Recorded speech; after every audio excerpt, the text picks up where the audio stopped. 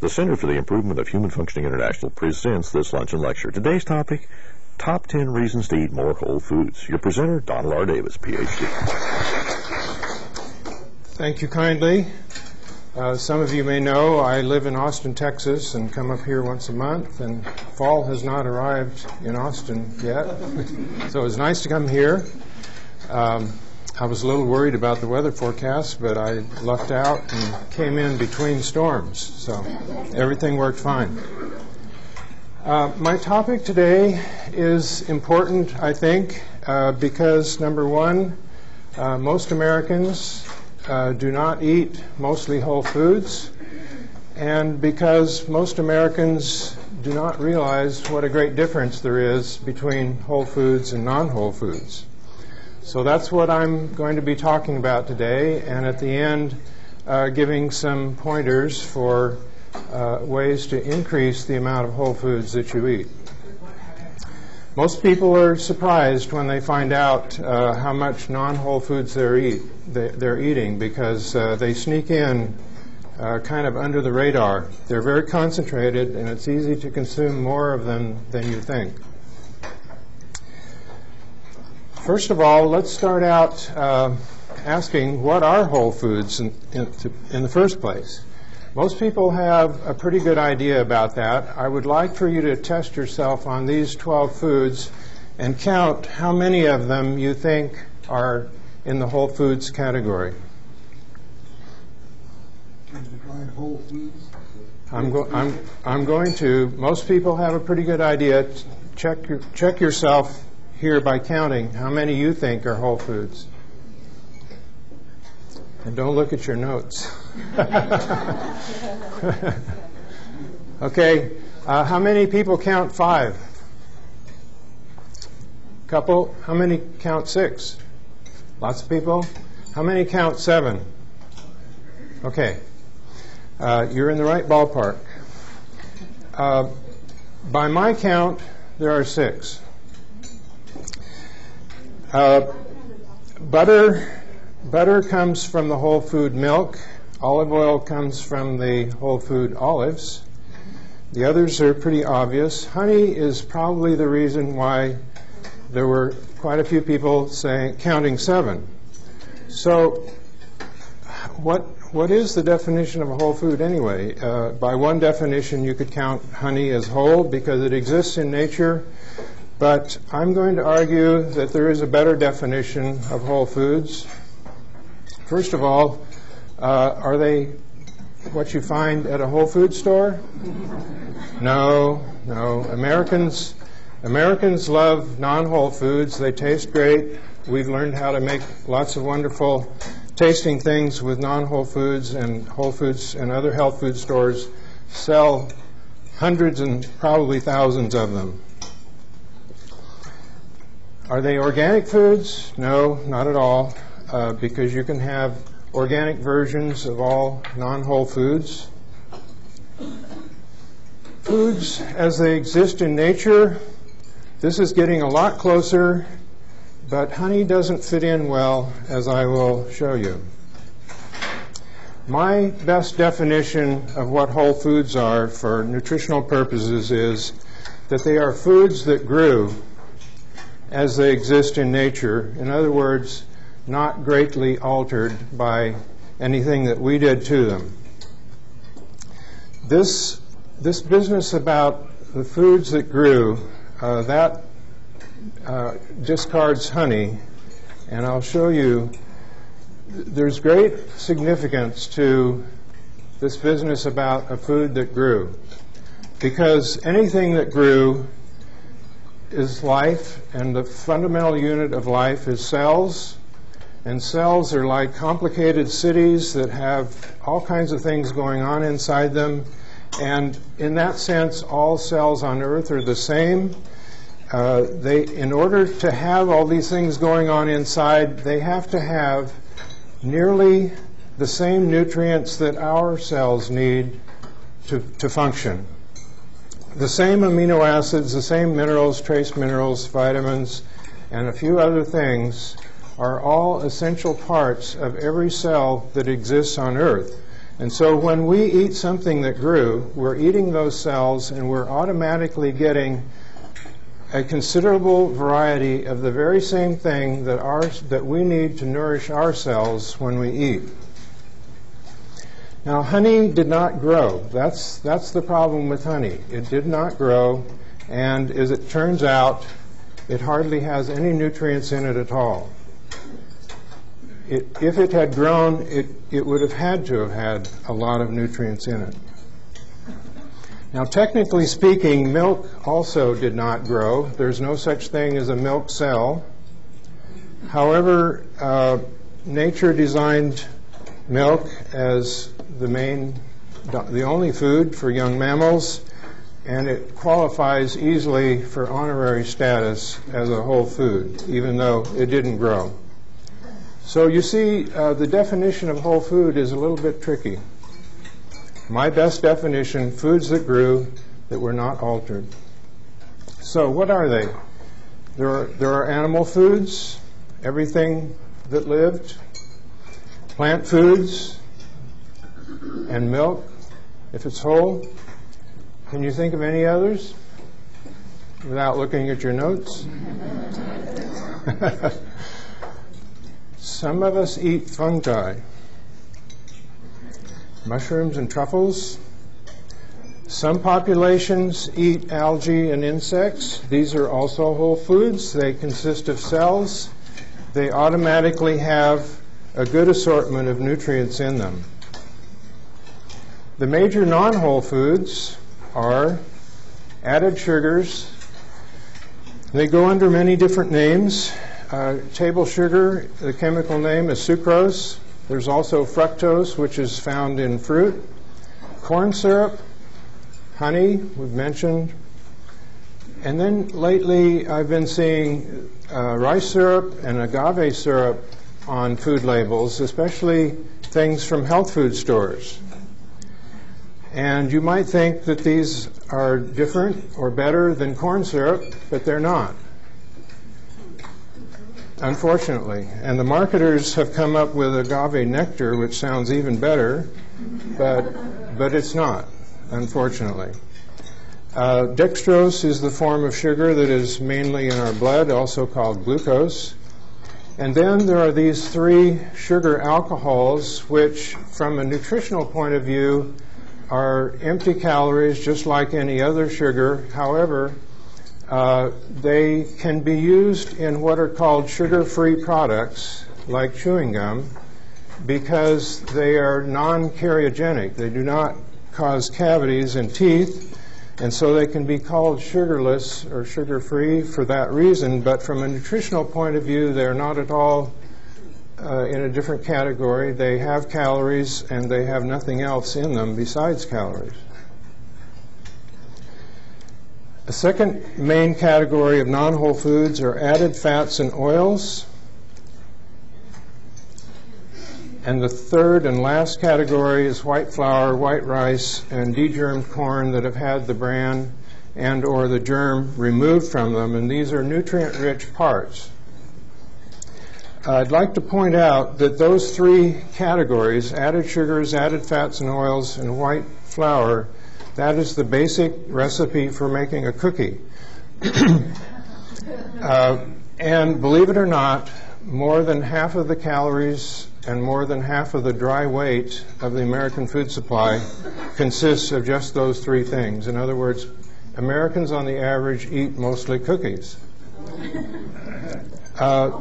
They all came from whole foods originally, but they are badly depleted. And I want to show you what I mean by badly depleted using these diagrams that we call NutriCircle diagrams. We created these at the University of Texas back in the 1970s. If any of you have read Roger Williams' book, The Wonderful World Within You, there are about 40 of these diagrams in that book. They show the amount of nutrients in foods. I'm trying to use the pointer here, see if I can make that work.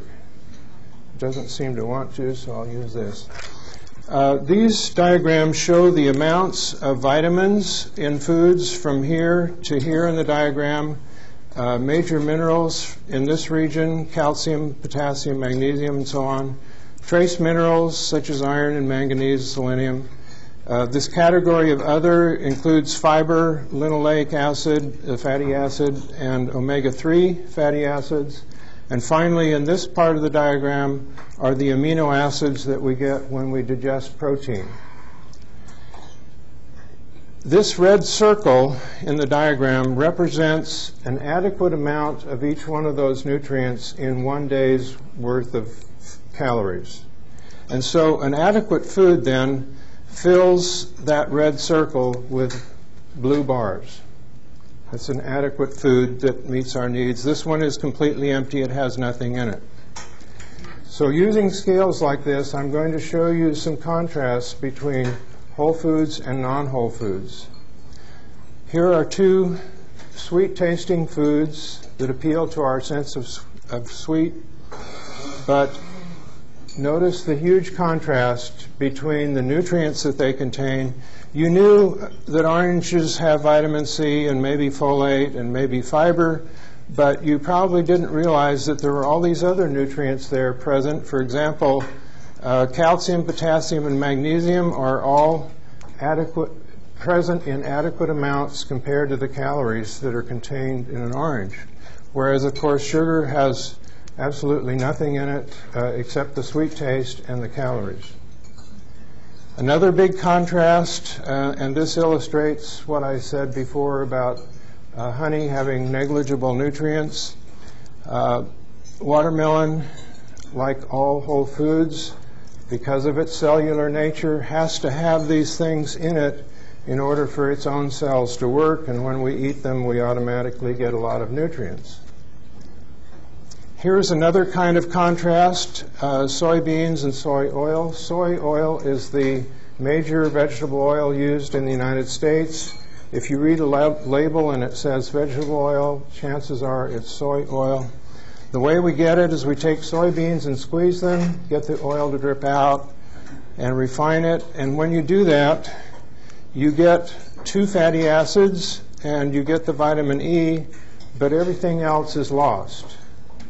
And again, notice the very stark contrast between the whole food, the way it grew, and the non-whole food that we can produce from it. Another big contrast, and here I'm illustrating the honorary status of milk. It looks like any food that grew. Butter, these 2 blue bars are actually added by human beings. This is vitamin A and this is sodium from a little bit of salt that is added to it. Now this contrast is not so great between wheat, the way it grew, and white flour after the bran and the germ have been removed. However, I need to point out that these 4 blue bars right here have all been added back, and also this one for iron. So if you mentally remove those, you get an idea of what happens when you remove the bran and the germ from wheat. White flour is not in the same category as sugar or fats and oils. It's kind of halfway between being a whole food and a completely empty non-whole food. One last example that might surprise you, because strawberry jam has the color and the taste of strawberries, and yet the recipe for strawberry jam, 1 cup of sugar and 1 cup of strawberries, the strawberries are 95% water. So the sugar has a tremendous contribution here to the calories, and the result is that the nutrients are all diluted by a factor of 20 in strawberry jam. And so be careful.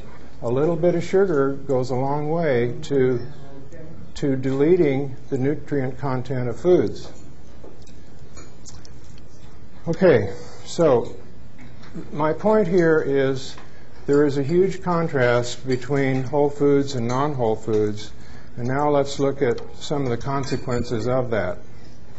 I'm going to go through each one of these 10 reasons with one or more slides. Most Americans eat far too little whole foods. Whole foods are what nature intended for us. They are what we feed our pets and livestock. They are the best source of nutrients. They are the best source of phytochemicals. They are high in potassium and low in sodium, and Americans need more potassium and usually less sodium. They help to decrease blood pressure, which is a serious problem among older people. They help to maintain normal weight without trying. It's very important. They reduce the risk of heart disease, and they reduce the risk of cancer, and the list could go on, but hopefully this is enough to convince you to maybe make some changes. Okay, Americans eat far too little whole foods. Only about 40% of calories consumed in the United States consists of whole foods. The reason being that added sugars contribute about 20% of calories, and we get these from soft drinks and desserts and all kinds of sweetened foods. We naturally like sweet, so we add sugar to all kinds of things. Similarly, we like fat. Added fats and oils contribute about another 20% of the calories of the American food supply, and it comes in all kinds of forms shown here. White flour and white rice contribute approximately another 20% of calories on the average. Obviously, different people have different amounts of these, but they vary. And as I pointed out before, these three things together are basically the basic recipe for a cookie, and so this is why I say Americans eat mostly cookies, even though they don't realize it. Most fast food meals also are mostly non-whole. What nature intended for us, there are no non-whole foods that exist in nature except for honey, and that's not very easy to find, and you have to fight the bees for it, so it never could contribute very much to people's diets. We are obviously, therefore, biologically adapted to whole foods, including, I argue, our natural appetite mechanism, and we're asking too much, it turns out, to ask that our appetite mechanism be able to cope with these very different non-whole foods that now make up the majority of the foods consumed in the United States. Whole foods nourished our ancestors and all creatures on earth for thousands of years before anybody knew anything about the details of nutrition. And interestingly, I think most nutrition education, perhaps most of the talks that are given in this room, would be almost unnecessary if whole foods were the only kind of foods that we had available. Whole foods are what we feed our pets and livestock. In other words, we feed them better than we feed ourselves. Livestock are fed mainly corn, soybeans, hay, and a lot of the leftovers from human production of non-whole foods, such as the wheat germ and the wheat bran that are taken off of wheat when we make white flour, that's not thrown away because they're very valuable nutritionally and they're fed to animals. I'm going to show you the food labels of these three commercial pet foods. Friskies Cat Foods, there's two of them here. The first one is a wet food. I don't know exactly what all of these ingredients are, but I have to assume that something like poultry byproducts is full cellular tissue. I don't know exactly. It's probably some organ tissue. Scrap that's been scraped off of bones and so forth, but chances are it is whole or nearly whole. Not everything on this list is whole. Brewer's rice, for example, I don't know exactly what that is. Probably some things have been lost in use as a brewing product, but it's probably still pretty good. Where these ... represent supplements, nutritional supplements, vitamins and minerals that have been added. But you'll notice here a high predominance of whole foods or nearly whole foods. Purina Dog Foods, sugar, and sorbitol are on the list, but notice that they're way down the list. These lists of ingredients are by the amount of by weight. So the whole grain corn is the most weight, the next most weight is whole grain wheat, and so on. By the time you get down here to salt, you're down to only about 1% of the total food. So although they do use some non-whole foods, they're relatively very small amounts compared to what Americans feed to themselves. Aquarium fish food example, marine fish meal, shrimp. Krill is a very tiny shrimp-like animal that some whales, that's their main part of their diet. Spirulina is an algae or an alga. Soybean meal. Here are some of these super whole foods like wheat germ, and then marine fish oil is not a whole food, obviously. 12 vitamins, minerals. On the same website where I found this very interesting statement about choosing fish food, and I want to read it, adding a few words. Choosing the right food for your fish or yourself is a key factor in maintaining the health and long life of your pet or you and your family. Fish owners and humans often do not consider or even know the type of diet a fish or human is born to eat. Interesting, I thought. Here's a pet food label you'll never see, but if you look at many of the products in the grocery store, you will find these high on the list of literally thousands of products in the grocery store. But anybody who's feeding pets or livestock, they know darn well enough to not use these as major ingredients. Okay, whole foods are the best source of nutrients because of the cellular nature that I've already explained. No whole food is perfect. They all have gaps in them, and so variety is important so that the strengths and weaknesses of each overlap, and you fill out the circle by getting a variety of different foods. And if Americans ate nothing but whole foods and had a variety of them, their nutrition would be much, much better than it is. Another reason is that whole foods may contain undiscovered nutrients or other factors that are beneficial that we don't know about yet, that would not be present in anything that we made in a non-whole food or in a supplement. And as for nutritional supplements, if they are well chosen, I think they are worthwhile, but you have to remember that they are supplements and not substitutes, because there are a number of things that are not practical to put in the supplements, potassium being probably the best example. In the last 10 or 15 years, we've also discovered that whole foods are a wonderful source of what we call phytochemicals. These are things that are beneficial, but they're not essential the way nutrients are. And whole plants produce many of these protective phytochemicals. They produce them to protect themselves from sunlight, from insects, and from bacteria.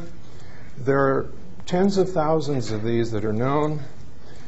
And it turns out that when we ingest these, they also help to protect our cells from a lot of different damaging things, including from cancer and heart disease and other diseases, and even protect us against urinary tract infections. Cranberries and blueberries, for example, have something in them, a phytochemical that helps in that way. There are tens of thousands of them. Nutritional supplements, although you can buy phytochemical supplements, they're pretty dubious in general. We really don't know what we're doing with these yet. We don't understand them very well. We can't supplement them very well. The best way to get them is from whole foods. High in potassium, low in sodium. As I mentioned, Americans tend to be low in potassium and high in sodium, and so whole foods is one way, the only way really, of counteracting this problem. Whole foods nearly always have 10 to 100 times more potassium than they do sodium by weight, and some people don't realize that almost all of the sodium in our diets has been added by us. There is very little sodium in foods the way they grow. Non-whole foods like sugar and oils have lost 100% of the potassium that was in them, and white flour and white rice have lost about 70% of the potassium that was in them, and that's why Americans tend to be low in potassium, because they're not eating enough whole foods. Potassium is essential for everything, but it's been shown pretty well that low potassium levels tend to cause hypertension or contribute to hypertension, osteoporosis, and maybe heart disease and diabetes. And we have this situation where we're tending to eat too much salt in the context of not having enough potassium, and not enough potassium and other minerals really exacerbates the problem of too much salt. So it's a double whammy there in typical American diets of too much potassium and not enough, too much sodium and not enough potassium. Now, related to this is that whole foods help to decrease blood pressure. This is a study called the DASH study. It was published in 1997. It was a $7 million study involving 450 subjects for 11 weeks. All of the food that they ate was supplied by the researchers.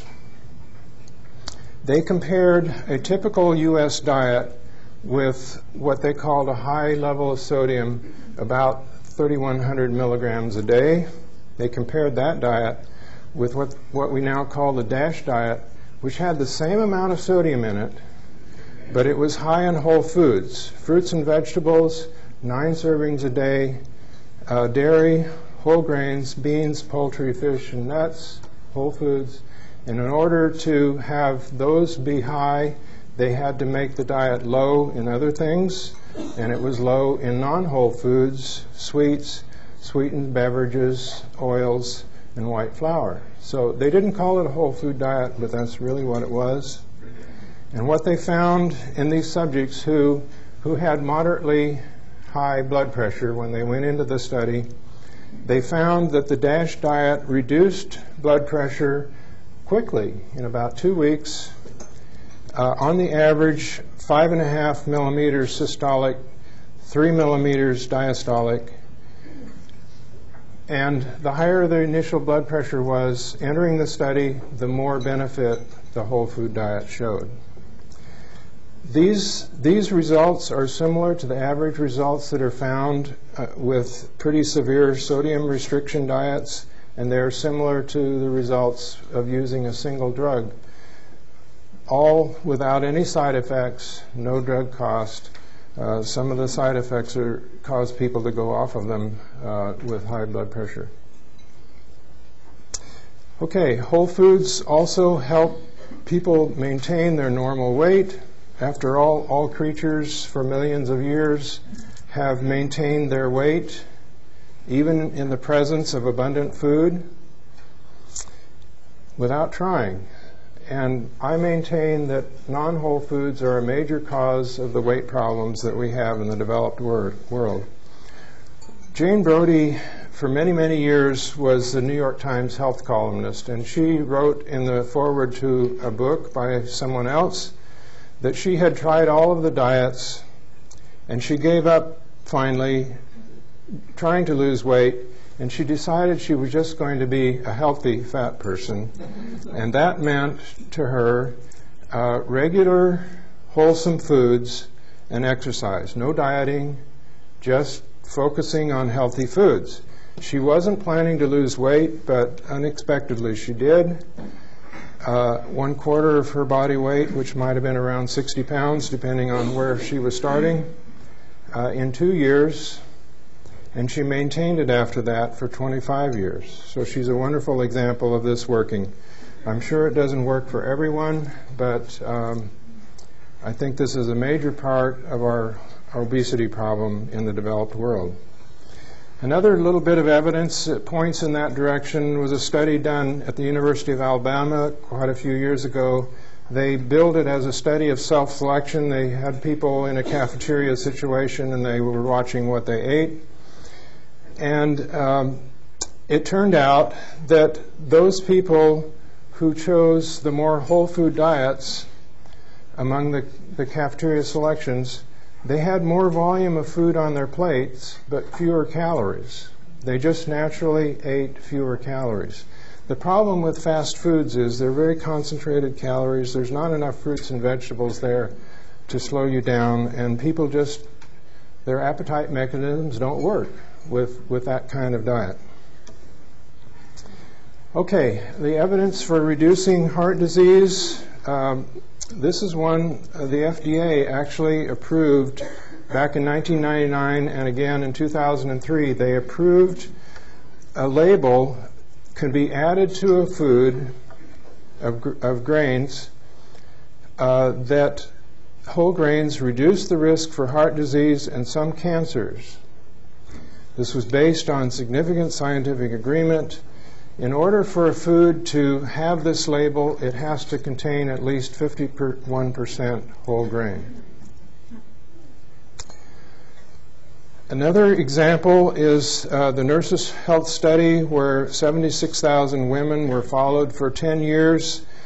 At the beginning and along the way, they were asked how much they ate of various things, and it turned out that those who consumed 2.7 servings a day of whole grain compared to those who consumed only less than one serving a day, which is pretty typical in the United States.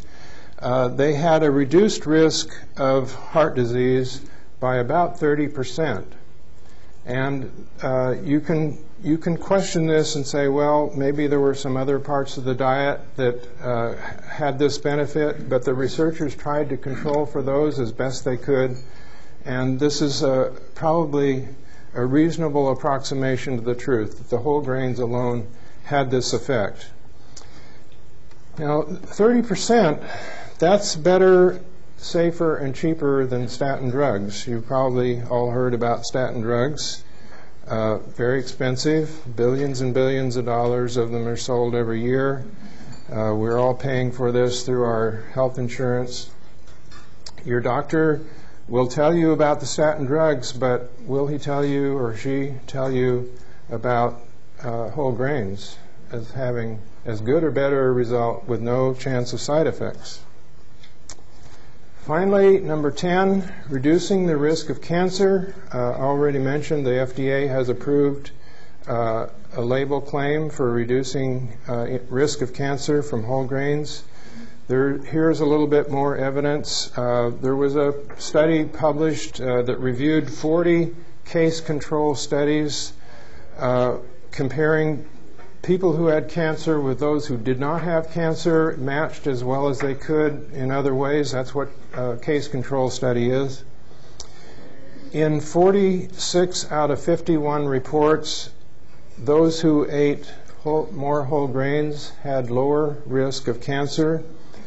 The risk reduction ranged from 20% to 50% for cancers of the colon, rectum, stomach, and other digestive tract, and pancreas, and 8 others. The risk reduction was not so great for breast cancer, 14%, and for prostate cancer, 10%, but still an indication that whole grains help reduce the risk for all of these cancers. We don't know exactly why. It's probably a complicated mixture of many of the things that are present in these grains, including the thousands and thousands of phytochemicals. Now, other comparisons of whole versus non-whole have not been studied for cancer. For example, you would have to do a study where people used oils and butter, and you substitute for that nuts, for example. That kind of study has not been done. Or you could study a high fruit diet with no sugar versus a diet that had a lot of added sugar instead of fruit. That's not been done. However, it is well agreed that a high fruit diet reduces the risk for lung and stomach cancer. So all of the indications are that other kinds of whole foods besides whole grains will help to reduce the risk of cancer. It's just hard to imagine that if you did these experiments that you wouldn't find that.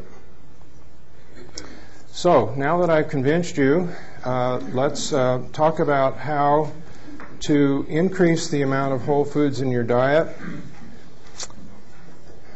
Gradually, more often. I think the gradual part is important because if you try to make changes too suddenly, you risk running out of motivation, getting discouraged, and it not becoming a long-term change. What we're looking for are long-term changes. This is the way I've done it gradually over many, many years. Replace sweetened foods with naturally sweet things that nature intended us to eat by giving us a sweet tooth. Fruits, melons, berries, sweet vegetables. One of the problems, of course, with this is that a lot of the fruits and melons and berries in the stores are not picked at a good time, and they often don't have good sweetness or flavor. This is a very unfortunate thing. If you can grow your own, it's so much better. Another aspect of this is that for quite a few people, if they're used to eating over 100 pounds a year of sugar, which is the average in the United States, their taste buds have become dulled to the natural taste of sweet.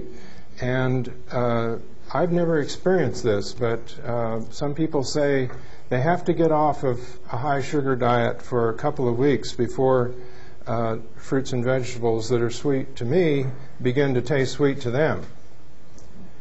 It takes a while for your taste buds to recover from being overwhelmed by the huge amount of sugar that we consume. For example, as I mentioned, 20% of calories come from sugar in the U.S. food supply. Compare that to all of the fruit consumed in the United States, it's 3%. So we're getting a huge amount of sugar that's from non-whole sources.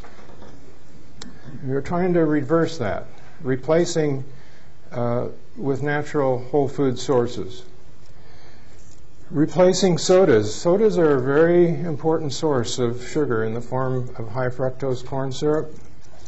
And then there are all kinds of these fruit drinks and nectars and stuff on the market. They can't call them juices, so they come up with other clever names, but they're basically colored sugar water, sometimes with 5% juice in them.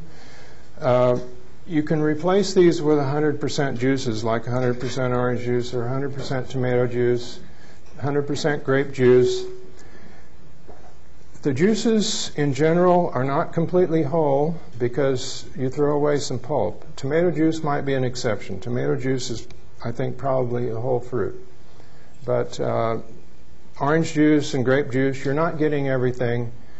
They're not completely whole, but they're so much better than sodas and all those drinks out there that this is a good change to make.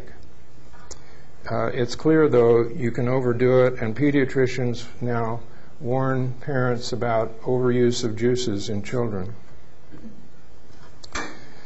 Replace added fats with nuts, nut butters, peanuts, avocados, olive, cheese, eggs, natural sources of fat. The idea, the thing in our culture is low fat is good. Well, my version of that is low added fat is good. We need fat. And so what I say, don't cut down on fat, but just change the source of it. Change it from the non-whole to the whole source. You've heard of peanut butter, but you can get others, and I'll mention that in a minute. Replace white flour and white rice with the whole grains, and remove visible fat from grain-fed animals. When we feed cows and pigs and chickens corn instead of their natural diet, it causes them to have much more fat in them than is natural, and perhaps more importantly, it causes an unnatural kind of fat. So this is kind of a non-whole food issue. So it makes sense to remove this extra visible fat that we have added by the way we feed our animals. Okay, some examples. Use nut butters on bread and toast instead of butter or margarine. You know about peanut butter. You can also buy cashew butter, almond butter, sesame butter, and tahini, which is almost the same thing as sesame butter. You can use low-sugar whole grain cereals such as Wheaties, oatmeal, and shredded wheat, and sweeten them instead of sugar with abundant fruit, whatever you like. Bananas, cut up apples, peach, pears, anything you like, cut it up, put it on it. Strawberries, blueberries, add enough to where it's sweet enough to suit you. And instead of adding butter to oatmeal, add nuts or oily seeds to it. We do that here at the center when we have breakfast on Friday morning staff meetings day. If you don't like whole grain pasta and whole grain flour, if you're not used to it, try the 50-50 flour that you can buy at most grocery stores, already mixed, 50-50, and it cooks and tastes almost like white flour. You can also buy 50-50 pasta. More examples. Reduce the butter and oil in mixed dishes, such as stir-fries and casseroles. Replace it with other whole food sources of fat, such as peanuts, cashews, and other nuts, or olives. On salads, instead of an oily dressing, use avocado, sunflower, or pumpkin seeds, olives, or full-fat cottage cheese is another very good salad dressing. Tahini, which is almost the same as sesame butter, looks like peanut butter. You can mix it up with garlic, lemon juice, and salt, and it makes a very nice dressing for salads and for vegetables. Okay, this is my whole food chocolate shake. Kids love it. It's quick and easy to make. It's 100% whole food. Tastes great. One banana, chunk it up, put it in the blender. The riper the banana is, the sweeter the shake will be. Cover it with milk. It's about a cup or a little less. You can use soy milk if you want. And then add 1 to 2 tablespoons of cocoa powder, the unsweetened kind. And if you want, you can add a little bit of vanilla extract. Blend it. It only takes a few seconds. And it makes a very convenient snack or even a meal, a light breakfast. And as I said, kids love it. I like to throw in some other things sometimes, such as walnuts or pecans or blueberries or coconut. All kinds of variations you can use. It's really great. Now, when you're out shopping, there's some pitfalls that you need to avoid. As I mentioned, health food stores offer many, many, many non-whole food items and mixtures, and you have to read the labels to find out about that. And you need to be careful about misleading marketing. The halo effect is where you take a word like sugar or oil in the list of ingredients, and you put another word in front of it that has a halo, a good halo. Organic sounds good. And somehow organic sugar sounds better than sugar. And in some ways it may be environmentally, and it may be freer of toxins, but from a nutritional point of view, it is still just absolutely empty calories. So there's no benefit at all nutritionally. The same thing with brown rice syrup and organic brown rice syrup, which I'm beginning to see on food labels of things in health food stores these days. Just think corn syrup when you see that, and you've got it right. Cold pressed is a slight advantage, but cold pressed oils are still like what I showed you for soybean oil, wiped out nutritionally.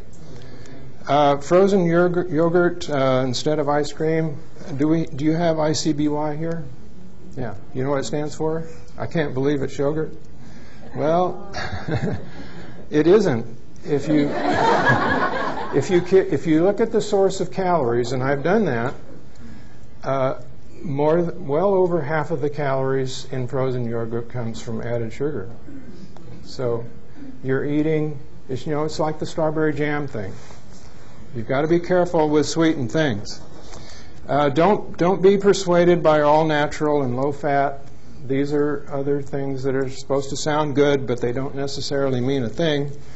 And you need to be aware that food labels can say wheat flour or unbleached flour. That is also white flour with the bran and the germ removed. It has to say whole for it to be whole. Now finally, I'd like to look at this hypothetical dinner, about 700 calories, a cup of pasta, 4 ounces of tomato sauce, 2 ounces of low-fat beef, 2 cups of chopped romaine lettuce, and half a tomato. I hope you can read it here. Olive oil, 1 tablespoon, vinegar, 1 teaspoon for salad dressing, and then cola, 12 fluid ounces. Pretty modest can. It's not a 20 ouncer like you buy in the machines, or 32 ounce that you get at fast food places. Some people would consider this a pretty good meal, but let's look at it more carefully. The foods in white are the whole foods. Pasta is in yellow because it's kind of halfway between whole and not. And the completely non-whole foods are in orange, olive oil, vinegar, and the cola. And now let's add in the calories that are coming from these foods. And notice that the dominant source of calories in this meal is coming from the non-whole foods. This happens over and over and over again. The non-whole foods are very concentrated sources of calories, and this is why people almost always underestimate the fraction of their calories that are coming from non-whole foods. Only a little over 200 calories out of 700, which adds up to about 30% of the calories, are coming from whole foods in this meal. This meal has a lot of good aspects to it, and nutritionally it looks good in many ways, but notice that it is inadequate in all of the fatty acids. It's inadequate in fiber. It's inadequate in calcium, potassium, and magnesium, and also one of the B vitamins. And it turns out that if you replace the pasta with whole grain pasta, if you replace half of the olive oil with some sunflower seeds or something like that, and if you replace the cola with milk, this circle becomes completely filled. There are no missing gaps anywhere there. You can do this little calculation if you have tables of calories of different foods. You can do this calculation for yourself, or if you're really into this, you can use this NutriCircle software that I use to make these diagrams. It also, when you make a recipe in the program, it will calculate the percentage of calories coming from whole foods. It will calculate that for you. And I told you this is about 30%. This meal computes at about 40%, the reason being that the program gives a 50% credit for the white pasta. It's not completely non-whole food. It's half and half, so we give it a 50% rating. That's why the nutritional wholeness of this meal turns out to be around 40%. So if you're really into it, you can learn a lot by putting your meals in here and varying them and see what kind of changes will make, what kind of benefit you'll get. And it automatically calculates the calories, the percentage of calories, and the nutritional wholeness for you. So this is a good example of how Americans eat more non-whole foods than they do whole foods, and often do not realize it. It sneaks up on you because the non-whole foods are such major contributors to the calories in most people's diets. So if you want more information, there's a list here on your handout, and I'll be glad to take questions in the time that we have left. I think Jan will bring around a microphone here for you. Okay, that was some great information. Thank I'm you. looking forward to planning my meals now. I have a question about maple syrup. I convinced my husband that it was better than sugar or honey, and I'm scared to hear your answer. It is a little bit better, but not a whole lot. I'm sorry to say. I think he uses more of that than he did of the sugar. Okay. What I've done with myself and with grandkids is when we have pancakes and waffles, we do use maple syrup. It's kind of expensive. It has a nice taste, but we use very little. And instead, we have blueberries, strawberries, and other things on the table, and kids like to pile the waffle high with those things, and then sprinkle a little bit of maple syrup on it, and try to get them to use just a little. I'm talking about cereal every morning. Cereal every morning. Well, I'm sorry to say you have to take it easy on those. Yeah. Has olive oil been given a halo that it doesn't deserve? I do use olive oil. I think it's probably the best oil around. It has the advantage that it is high in monounsaturated fat. It has a good balance, although a small amount of omega-3 in it. And if it's the virgin kind of olive oil, it also has a few phytochemicals in it. But it still looks like soybean oil. It's pretty empty, so I use very little. I try to use other things instead of that on salads, for example. Dr. Davis? Yeah. Back here. Milk got a honorary status, but how about things made from milk, like cheese or plain unsweetened yogurt? Plain unsweetened yogurt is essentially identical nutritionally to the milk that it's made from. So if you make it from whole milk, it's like whole milk. If you make it from skim milk, it's like skim milk. Cheeses are not completely whole. When you make cheese, you separate out a liquid that's called whey. If you've ever made cheese or if you've ever drained yogurt, that liquid that comes out. And there is considerable nutrition in there, but the cheese, it's like white flour. I give it a 50% rating. Okay, it's a whole lot better than butter. Cheese is a whole lot better than butter. Do other flours like brown rice flour, garbanzo, tapioca, can any of those have the value that other could be brown good rice substitute? flour does. And what were the other? Tapioca? Tapioca, potato. Tapioca looks pretty sad. Potatoes are very, very rich. The Nutri-Circle diagram for potato is spectacular, and if it's just ground and dried. Unfortunately, in drying, there are losses. So it's better to use fresh whole potatoes, but I would sure put potato flour ahead of white flour. Yeah. The winter season is coming upon us and the farmers markets are closing. So do you have any suggestions for fruits and vegetables during the winter, like are frozen okay? Oh yeah, frozen is great. Frozen blueberries, frozen strawberries, blackberries, those are great, I think. There's very little loss in the freezing, and they're a lot cheaper and you can get them year-round. Yeah.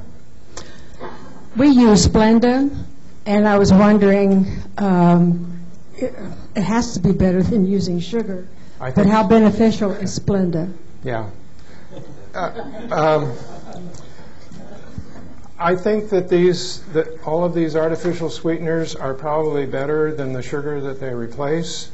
However, I have to qualify that by saying that some individuals are sensitive to these, and secondly, we don't know what all of the long-range possibilities are. I personally don't use any of them, and I'm not really knowledgeable about them, but I think they're, in small amounts particularly, they're certainly better than the sugar that they replace. Yeah. All right, some real good questions. We have time for one more. Well, two more. What would you recommend for milk? Like, would you recommend whole milk over skim because of the pasteurization and stuff? Or? I guess you heard the question. Whole milk is fine. I showed you the diagram for it. Actually, skim milk is one of those very few cases where something we've done to a food makes it look better in the diagram. Because when you take whole milk and you let the fat rise to the top and you skim it off to make butter with it, almost all of the nutrients stay behind in the skim milk. So you've removed half of the calories, but you have retained most of the nutrients. So nearly all of the lines in the diagram for skim milk are twice as long as what I showed you for whole milk, except the things that go with the fat, which is the omega-3 fat and the fat-soluble vitamins. With those exceptions, the skim milk looks better nutritionally. So my answer to that is kind of go by what you like. I personally, because I use so little butter and so little oil, I'm hungry for fat, and I use whole milk often. Sometimes I buy 2%. If you're not in that situation, skim milk is going to give you quite a bit more of most nutrients, if you like that, if it works for you. The stevia that's sold upstairs, is that natural and is good? Is it good for us? Stevia? Stevia. Yeah. Stevia is the leaf. It's from the leaf of a small herb, and it is something that tastes very, very sweet. In fact, if you get too much, it tastes bitter. Last I knew, it was the only artificial sweetener that was allowed in Japan because it is a natural product. And it's been used for a long time, and probably the safety is pretty good. If it works for you, yeah, I think it's recommendable. Yeah.